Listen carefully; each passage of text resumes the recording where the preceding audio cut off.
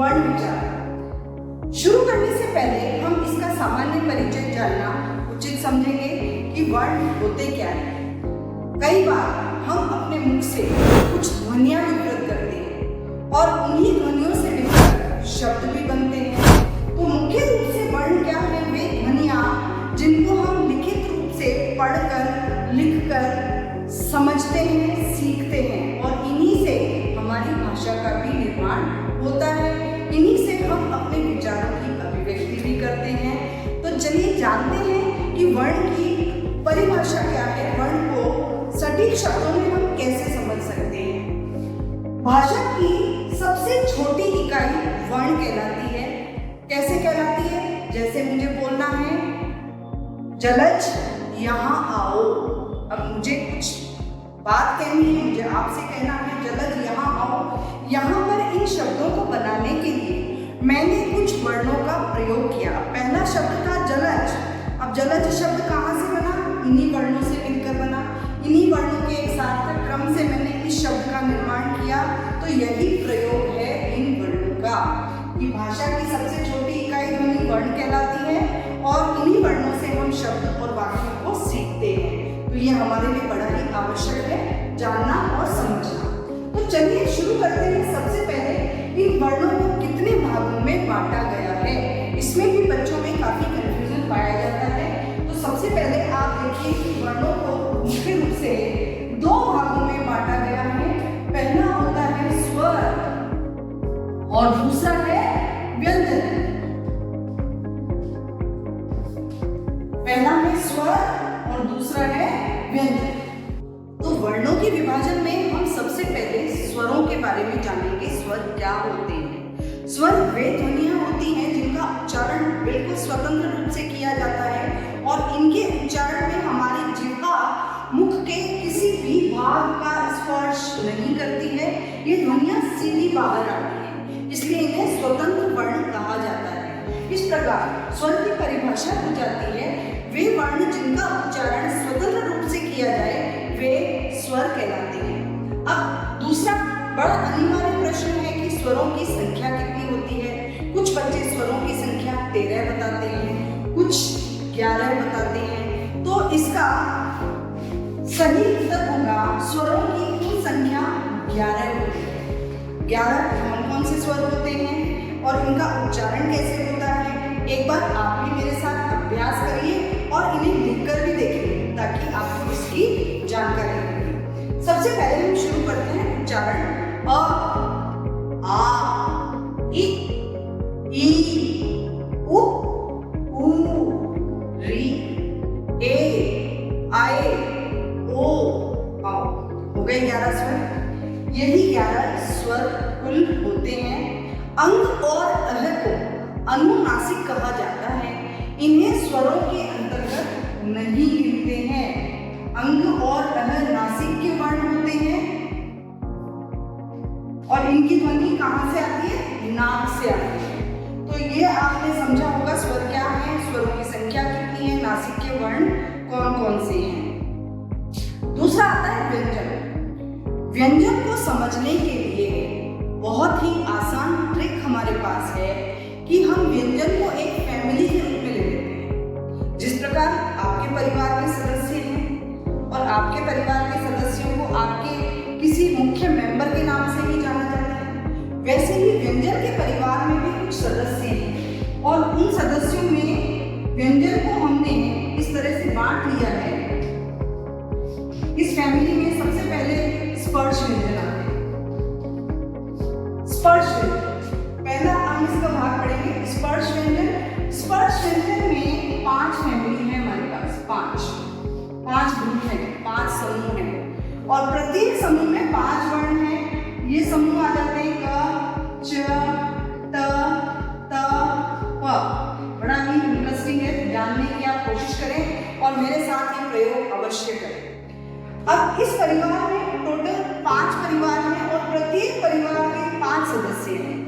प्रत्येक समूह के 5 सदस्य हैं। तो इन 5 परिवार को मैंने वर्ग के नाम से जाना है कि ये 5 वर्ग होते हैं जो स्पर्श व्यंजन कहलाते हैं। कैसे कहलाते हैं? देखिए कुछ प्रायोगिक तरीके से समझने की कोशिश कोशिश करते हैं। अब क, च, ट, थ, प, इन वर्गों को याद करने का आसान तरीका हो गया कि आप इसको एक सीरीज में याद कर लीजिए। क, च, ट, त, प।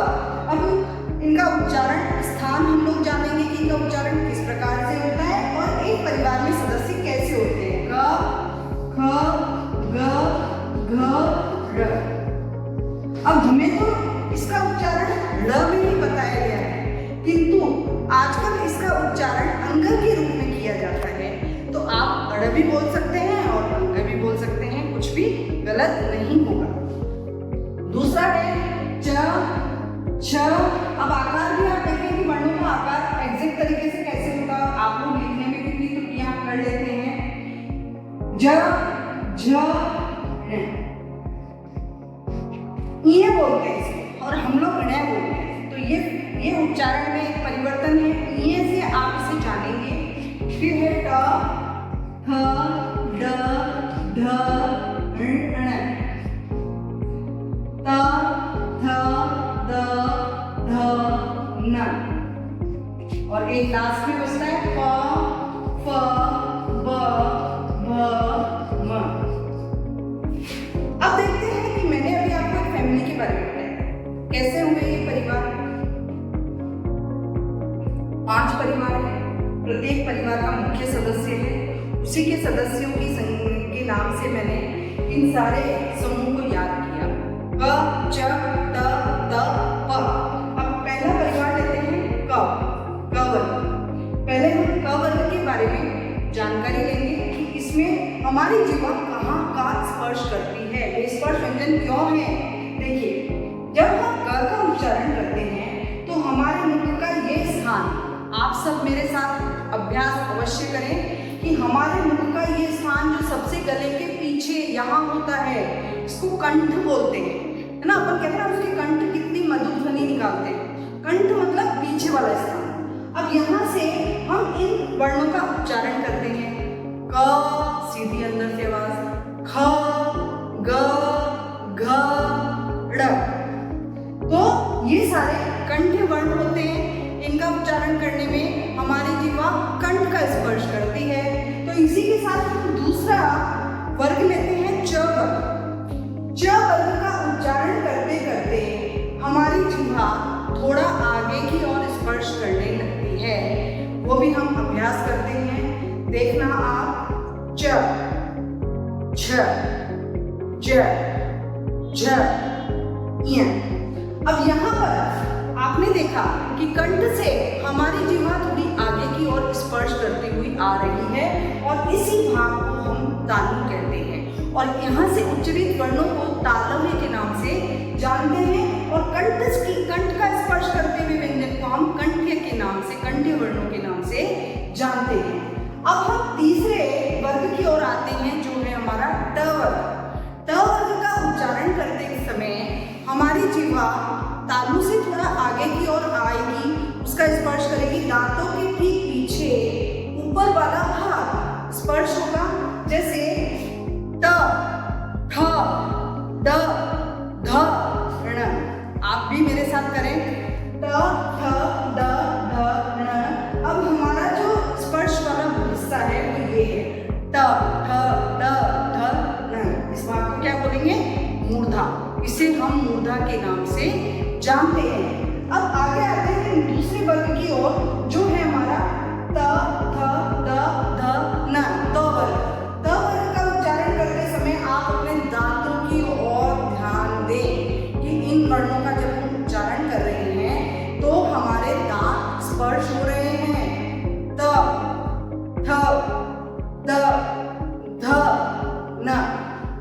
लगा? आपने खुद ने करके देखा, आपको समझ में आ रहा है। अब हमारा एक और सदस्य बचा है, एक और समूह बचा है जो है प वर्ग। प वर्ग आते आते हमारे ये दोनों होठ आपस में स्पर्श होंगे। देखिए, प, ह, ब, भ, म। तो आपने देखा, आपने खुद ने मेरे साथ ये प्रयोग करके देखा कि ये वर्ण किस तरह से स्पर्श होते हैं और क्यों इन्हें स्पर्श व्यंजन के नाम से जानते हैं। तो आगे हम लोग चलते हैं इससे कुछ अलग व्यंजन की ओर। वे कौन से हैं? वे अंतस्थ व्यंजन। अंतस्थ व्यंजन कौन से होते हैं? जिनकी ध्वनि सीधी अंदर से आती है। र, ल, व। आप जब इनका उच्चारण करेंगे तो ध्वनि सीधी अंदर से आएगी। और फिर आते हैं ऊष्म। ऊष्म व्यंजन होते हैं जिन वर्णों का उच्चारण करते समय हमारे मुख से कुछ ऊष्मा विवृत होती है या कुछ गर्म हवा बाहर की ओर आती है। जैसे हम बोलते हैं श। इसका उच्चारण करते समय मुझे कुछ अलग घर्षण मेरी जीभ में हो रहा है, जैसे श, श, स, ह। ये सभी ऊष्म व्यंजन कहलाते हैं। अब आते हैं संयुक्त। संयुक्त व्यंजन कौन से हैं? श, त्र, ज्ञ, श्र। तो बच्चों, मैं समझती हूँ आज आपने वर्णमाला के बारे में पूरी जानकारी प्राप्त की होगी। आपने वर्णों के उच्चारण स्थान को समझा होगा।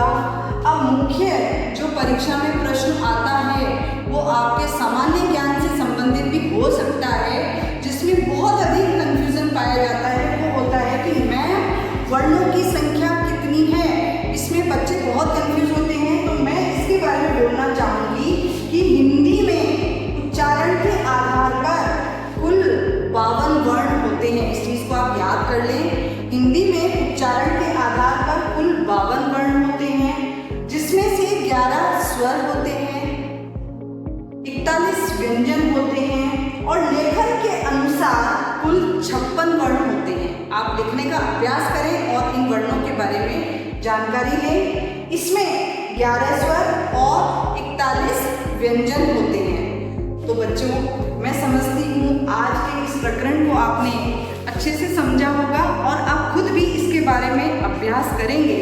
किंतु यदि इसके बारे में आपको किसी भी प्रकार का कोई प्रश्न है या आपको कोई चीज़ मुझसे पूछनी है, आप कमेंट बॉक्स में मुझे कमेंट अवश्य करें। और यदि अभी तक मेरे चैनल को सब्सक्राइब नहीं किया है तो आप मेरे चैनल को सब्सक्राइब ज़रूर करें और वीडियो को लाइक